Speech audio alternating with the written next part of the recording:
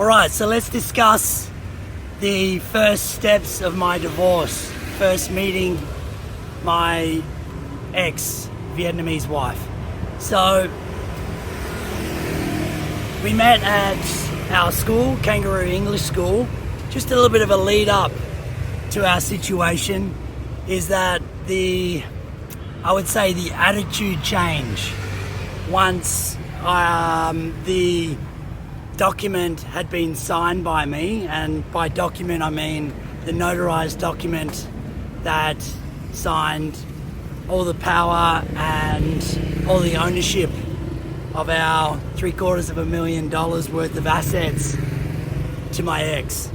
So it was kind of like her shining moment, and so the attitude change was very clear once that signature happened.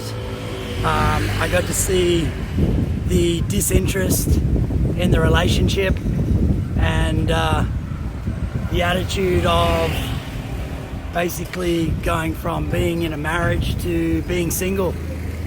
That's what it looked like to me, making all the big decisions for my children, not including me in anything. So in a lot of ways the writing was on the wall, but I went into the meeting hoping for some fairness and came out of it being pretty jaded. So we sat down, and my negotiation was to accept, it was like 30% of our assets, which I thought was fair.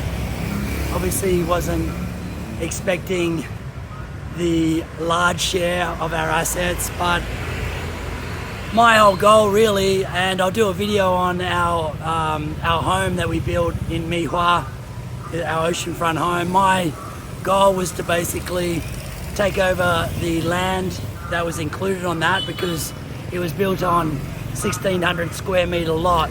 So my idea was to sell the house. We could share that. We had 4 other pieces of land, and she would get the majority share of that. I was happy for her to take on the school, but to reimburse me with the money that we both put in as equal partners. So that was my negotiation. I thought it was very fair.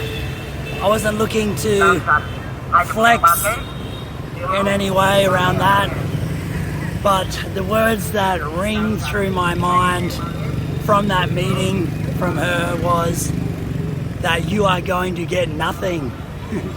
And not just the words, the look on her face, that I knew that this was the long play, this is the long game, and this was her shining moment where she got to flex and show that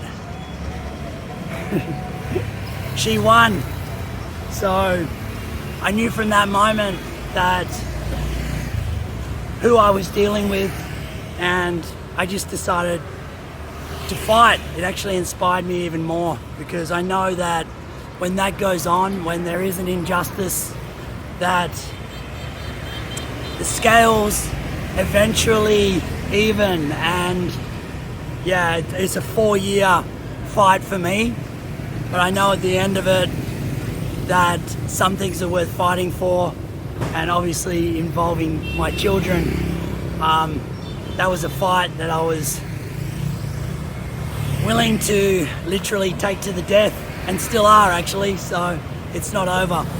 So that's one of the things that I gained from this, the strength of being able to face that huge challenge when all the odds are stacked against me, but to still fight for what's right.